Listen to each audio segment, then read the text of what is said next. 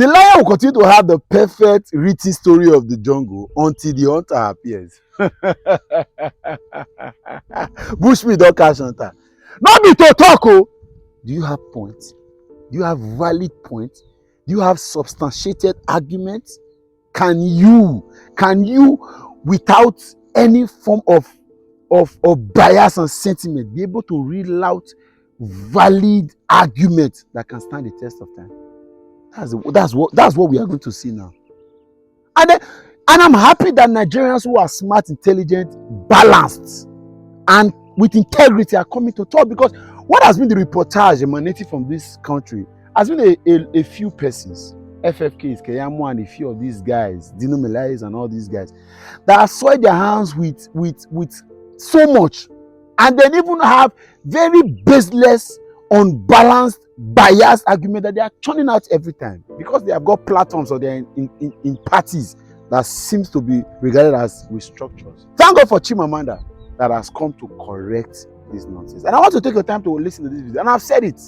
The people that are requesting that we should take back this country, the people that are saying that we should remove or expire or retire these old politicians and allow a new set of leaders to take over, or even the people that are saying that let's take the focus of governance from a few to the people. There are people that are mentally sound. In mind, they are healthy, as in mentally sound, intellectually healthy, and of course, in their communicative prowess, they are excellent. That's a balance of what we are going to see in this video. Now, take your time and listen to Chimamanda, someone I love so much, and then she can never go wrong. This interview, balanced to the point, stated the reasons why she has done what she has done a couple of times. And this is what Nigerians will keep doing. Don't wait.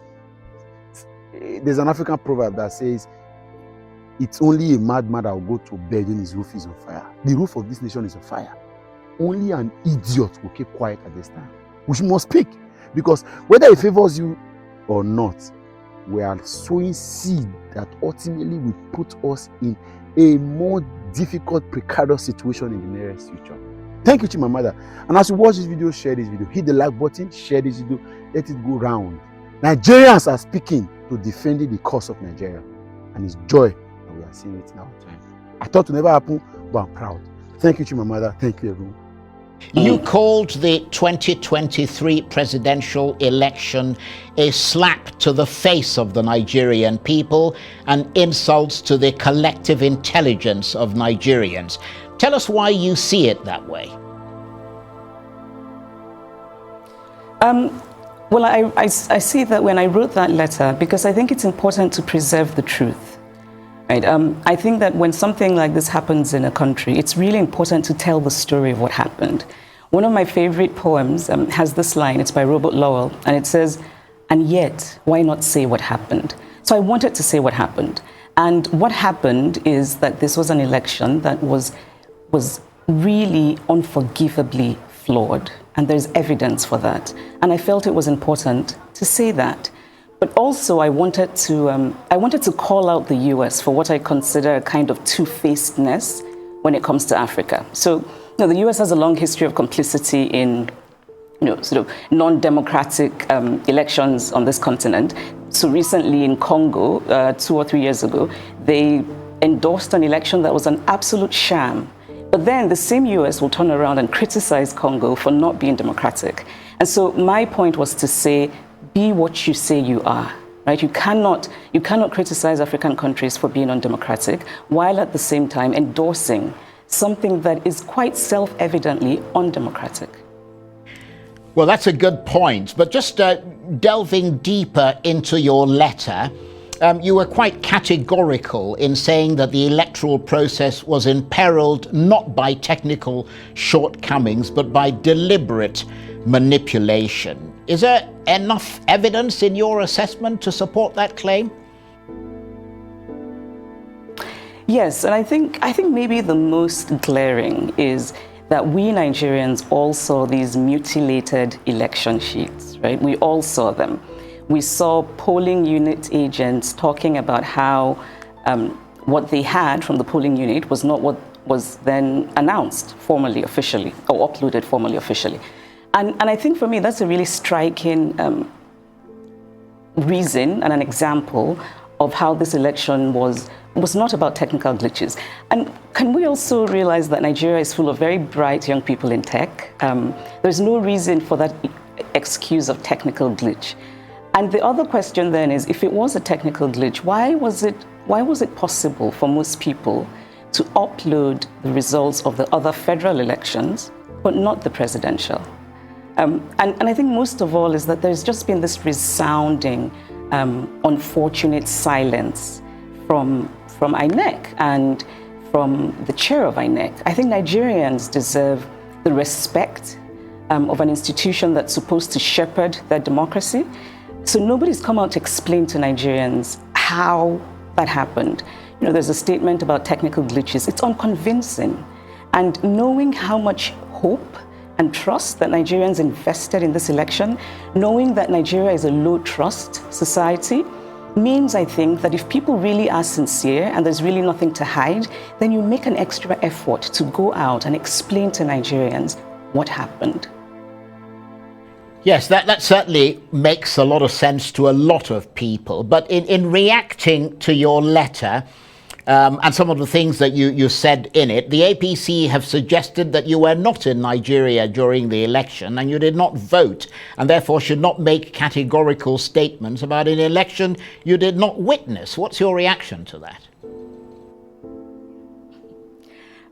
Well, I don't think it's very useful criticism. I should say, first of all, that I've never been fazed by criticism. I mean, I wrote this, of course, knowing fully well that there would be criticism from certain quarters. And I've seen a few things people have sent to me, and it's kind of been amusing to read the juvenile fulminations of non-juvenile people. But that said, I actually did try very hard. And I should say, I have two homes. I have a home here in Lagos, I have a home in the US. I'm very often here. I tried very hard to get my PVC. And the reason I tried very hard is because I had been assured that technology would save us. Right? That it had worked in Oshun, worked in Ekiti, and I think in Anambra, that it would save us. And so I really tried. And we should also talk about how difficult it was to collect PVCs and how that in itself is a form of voter disenfranchisement. And so I had done the first part, but then I couldn't collect my PVC. And so, yes, did not vote. But my not voting does not mean that I cannot comment on an election. I'm a Nigerian citizen. Every Nigerian citizen has a right to have an opinion about this election. And so when people say that BVAS worked, but IREV didn't work, which is sort of a way of countering the accusation that the technology was manipulated, really, the response is both have to work for the election to be credible, right? So BVAS was about making sure that we didn't have ghost voters, that, you know, people who were actually there voted. But that it defeats the purpose if you then do not upload the results, because those results that you have sort of you've made sure that real people voted, but then those real results, we can't see them in real time. We cannot see them as Professor Yakubu Mahmood said. He said, and I'm going to quote because I've read this so many times, that the public would be able to view the polling unit results as soon as elections are finalized on election day, right? So I think that's a really important thing to talk about and to address with the Nigerian people. The Electoral Act says that INEC, gave INEC the legal backing to have electronic transmission of results, and did say in a format that INEC would decide. Right? And we know that format because the chair of INEC told us what the format would be when he said that these results would be uploaded at the end of voting from the polling units. And that was not done. And it seems to me strange to sort of deflect from that important issue and talk about how someone, is not in Nigeria and how... those are not the points. The point is what happened? What happened? Well, absolutely. And I suppose that is also the crux, to some extent, of the legal challenges that are ongoing at the moment in court. But in the sort of rather caustic response to that letter that you wrote to Mr. Biden, you mentioned Mahmood Yakubu there.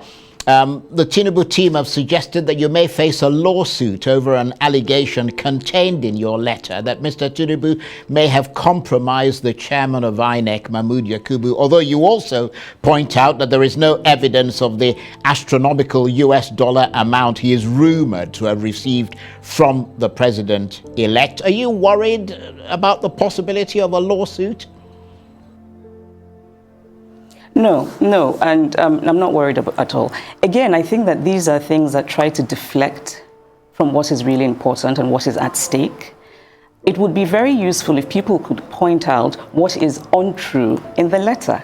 Right, so I think it's important, we talk about, we all know these stories of people who complained about, how we voted at the polling unit is not what we're seeing reflected in the results. All of those stories, which, yes, they're anecdotes, but I think they give us useful insight into what happened in that election. In a way, it becomes a kind of, all of those anecdotes together become a kind of tidal wave of truth-telling. And I think that the rumors surrounding this election are part of the story of this election. If you leave a gap in information, people will try to fill that gap. It's how human minds work. And again, like I said, our country is such a low-trust society.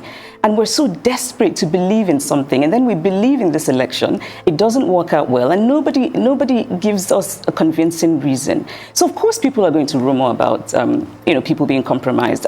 Also, our political landscape is steeped in people being compromised. So I'm not worried about that. I think that any fair-minded person in this country who's honest will acknowledge that these rumors are circulating. I said very clearly there is no evidence for them, but I do think it's important to say in the story of this election that many people are starting to think that what explains what happened is this compromising. Yes, and of course, you supported Peter Obi, the candidate of the Labour Party in that election. He, according to the official results, came third, and we've seen a number of spokesmen from the APC suggesting that you were supporting your sort of tribesmen, to use a rather sort of old term. But in that context, what do you make of the polarization of the ethnic divisions that appear to be deepening as a result of this election? Do you see ethnicity as being politicized? If so, how dangerous is that in your assessment? Well, to address the first part, and you're right, tribesman is such an outdated and strange expression, which I think also says something about whoever is using it, right? I think that kind of accusation is a practice of what psychologists call projecting. So you're doing something, but then you accuse someone else of doing it, even though they're not.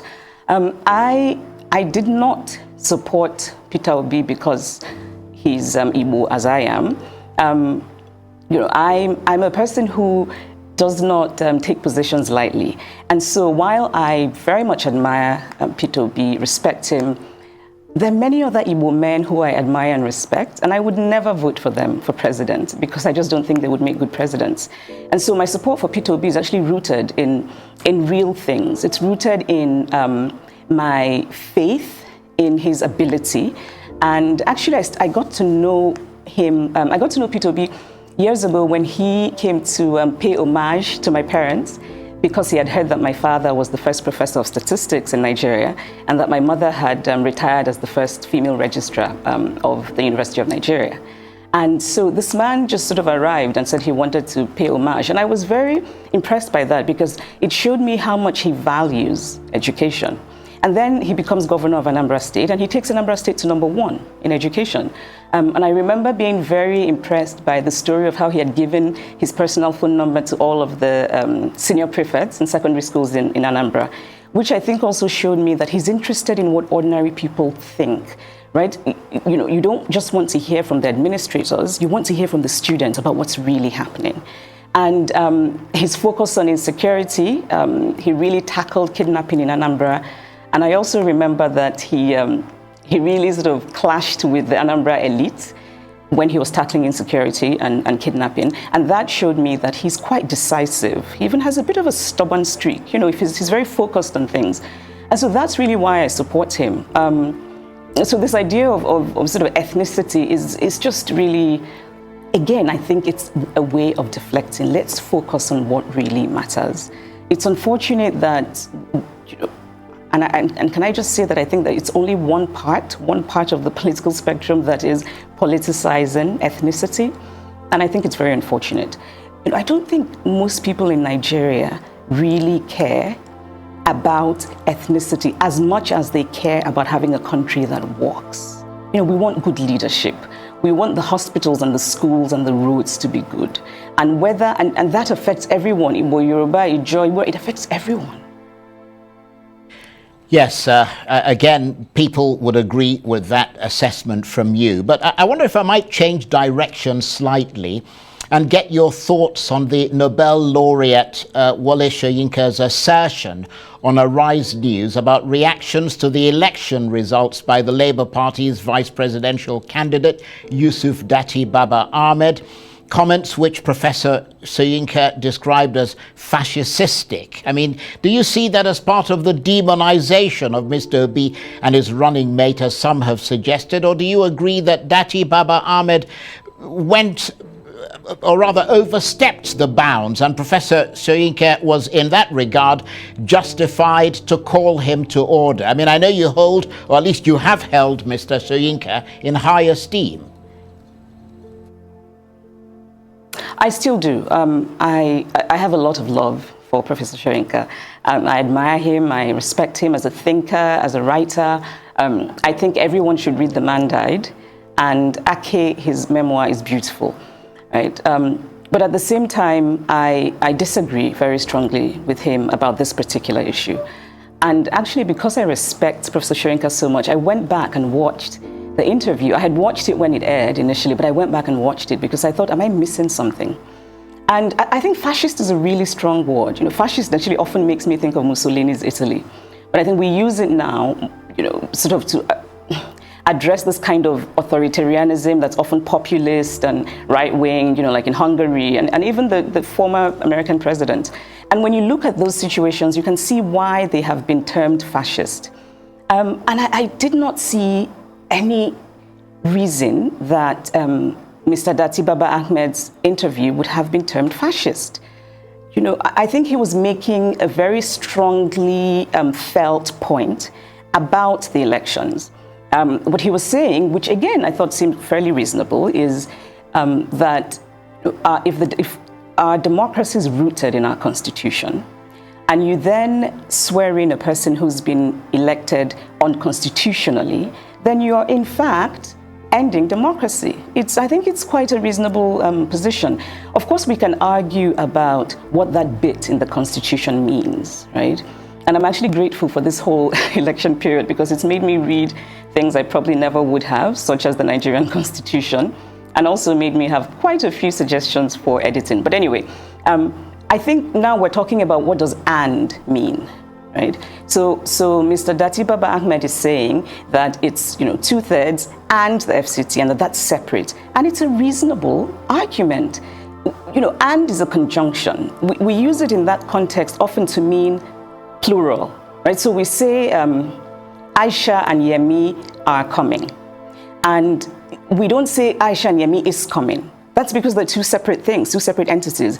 And of course, the court will interpret. But I don't think it's unreasonable for educated Nigerians who can read and who know what the word "and" means to make their own interpretations and to argue it. And of course, the fact that the Labour Party is in court means that they do not believe that this election is constitutional. And so I just didn't, I didn't quite see why it would be termed fascist. I mean, we could, I think a charitable way of reading Professor Soyinka's comment is that Professor Soyinka himself, I think it's fair to say that he is not given to restraint in language in general. And so maybe that's where that word fascist came from.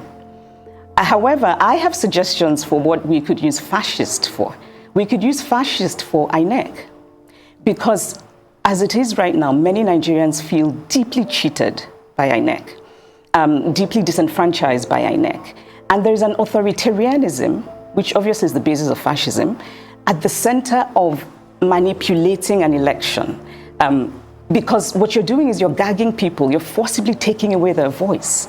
That is fascist. Fascist is all of the violence that happened during the elections.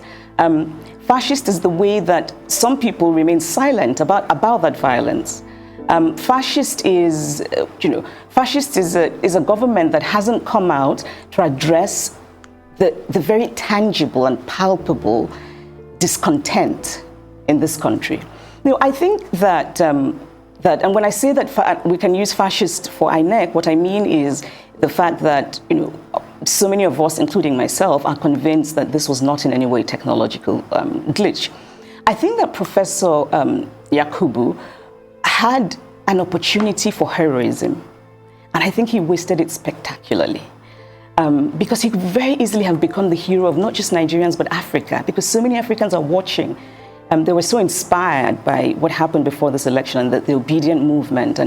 And so, I also think that the president, President Buhari, missed an opportunity for heroism, maybe his last chance at heroism, because Nigerians do not feel that I think Nigerians felt before the elections that he meant well and meant to support credible elections. I don't think many Nigerians think that now. Right. And I wish that he had taken a page from, the former Very president. Very briefly, because we're out of time. He was a really good man, a moral man. Right. Just literally 10 seconds. The opposition parties are challenging the election in court. Do you think they'll get a fair hearing? I hope they will. I think there's reason to doubt that because the Supreme Court has had rulings that just did not make a lot of sense to most people. And so there's reason to worry, but I'm hopeful. I'm generally hopeful. So I'm optimistic that they will do the right thing and that people will get justice.